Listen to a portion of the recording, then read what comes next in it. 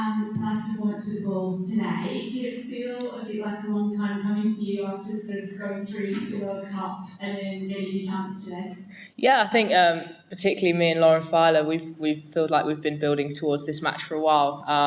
Obviously, with the way the World Cup went, and all the girls that played did so well, and so it gave us an opportunity, I guess, to get the red ball in hand and bowl some longer spells. So it felt really good to, I guess, been out there because it feels like we really put in the yards, the two of us in particular, over the last couple of weeks.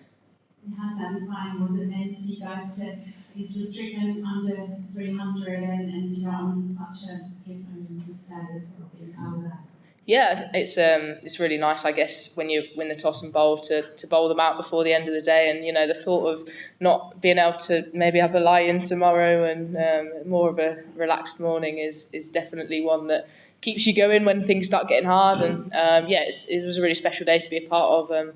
Even having, I guess, all the ex-players there for the anthems and stuff. I think Amy Jones turned to me and said, got me a bit emotional actually when they were ringing the bell, and I think it's because of them that we're in the position to have such special days like today, and then hopefully the next 3 days coming. You talk about building up the last month, I suppose you've seen some 4 years from different Taunton. How much are you looking forward to this? When you first took the red balls during the World Cup to definitely knowing what it was like back then, how much are you looking forward to that? Yeah, there was only 4 in the coaching bag, I think, so we kept nicking them to bowl with. I think any chance you get to use the red ball is really just, it's a joy to bowl with, to be honest. 4 years ago feels like a long time now.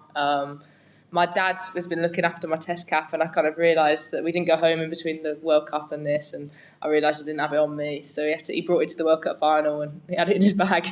I've looked after mine a bit, but Heather Knight had a bit of mould on the inside of it she had to scrape out. It feels like it's so good. It's my favourite format. I absolutely love it. I love the ongoing nature of the battle. It's not slower. I've almost said slower. It's not slower. It's just prolonged almost, and I love that. I love that element of it, and I've kind of been. I guess every time one comes around, you think I'd love to play in that, and particularly this one, obviously the first one at Lords, is really special. You mentioned the performance. What was it like for you? Mentioned English match, but I suppose the build up and knowing all the different bits that can be going on during the game, before the game. That's your fun.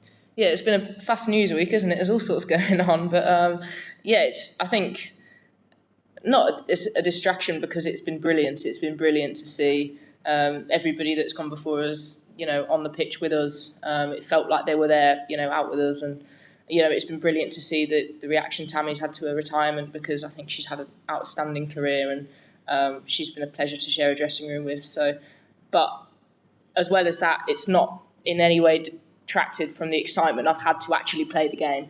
It's almost been like an added bonus. I think if I hadn't had that excitement already, then it would have certainly got me up for it. But that has been there. I just touched that. Sorry, I'm quite sweaty, but that's been there already. And there was no added need for more excitement, but it just feels like it's been a hell of a week, to be honest. Issy, obviously as someone who grew up watching Test matches at Lords, did you ever think that you'd get the chance to do that in a women's match? Good question. I don't think it had really clocked in my head that it hadn't happened, therefore it couldn't or it shouldn't. But it's about time, I think. Even like small things like the crowds we had during the World Cup, and that they're big enough to justify us playing on these grounds, I think. And I guess I don't know if that answers your question at all, but no, but yes, in a way. And when you were lining up and you saw all the former players ringing the bell, I guess you're kind of living out the things that they did get. Is that sort of sense of occasion, I guess, lost on you a bit? Is it a match to focus on, or is it something that you were sort of really aware of at that time? Yeah, not lost on us at all, I think. It's because of them, like I said, that we got the opportunity, and we've had the opportunity this week, and I guess yeah, it's kind of our duty almost to make sure we really enjoy it, to really appreciate it, but to also make sure that it happens again, because it absolutely should happen again. And I think the passion in that group of players for Test cricket is really strong, and it's something that, you know, I feel like they've passed on to us. And as a group, we love Test cricket, and we want more in the calendar, and we want them to keep going and to pack the schedule more and more in the future. Hi, this is Abdul Jafar from Smriti. And today match is a historical day today because it's the first time it's happening test match in the Lords. How excited are you? And our name is in the history books in future. If you see after 5 years, 10 years, when our children grow up, they will say, okay, we started.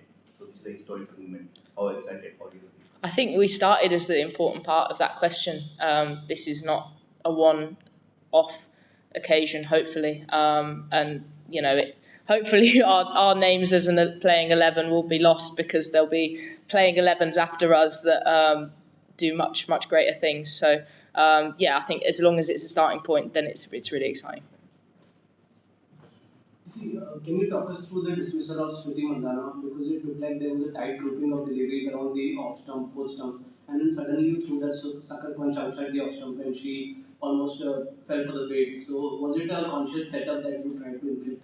Yeah, I sort of made the conscious decision to come round, and I used my wobble ball a bit from round, and I looked at it and I thought, that's shiny, that would swing.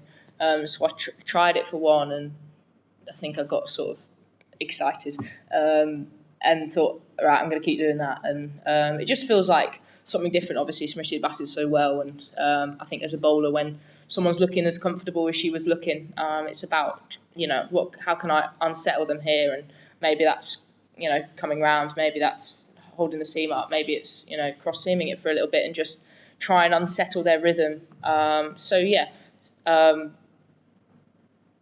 Did I mean it to be as wide as it did? No, I hoped it would have swung, but I'm very happy with the result.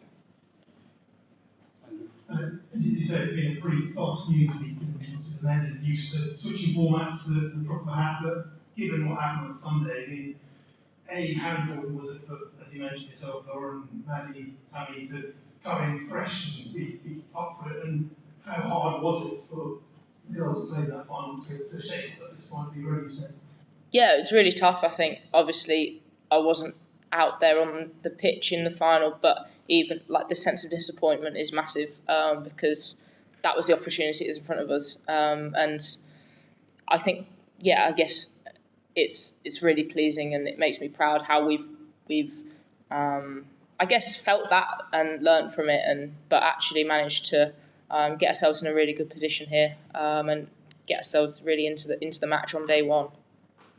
And if you were to compare and contrast that final 28,000 people to the weight of history that you carry today, can you compare? Is there anything in common with the occasion? Yeah, I think both days I walked into Lords and thought, today's going to be a good day. I think, what was striking about the final was how many people were there, how early they were there. And, you know, we got off the bus and there were people there, and then we walked all the way, and people just watching us in, clapping us in, and even going over to the nursery ground. It felt like that support was really behind us, and I think that feeling definitely continued into today. And I love the hum of people, and then things happen and they get excited, and that gets you excited. I think, okay, like we've done something here, we're doing something here, keep going. And it's the best format, and this is a great ground to do it on. Issy, just in that first session today, what were the discussions amongst the fast bowlers? They obviously came out reasonably aggressive, but it's probably fair to say there were enough balls for them to put away as well. What were you talking about? Yeah, we spoke about whether we wanted to try and swing it, and there was a feeling that it wasn't necessarily swinging that much from a threatening line.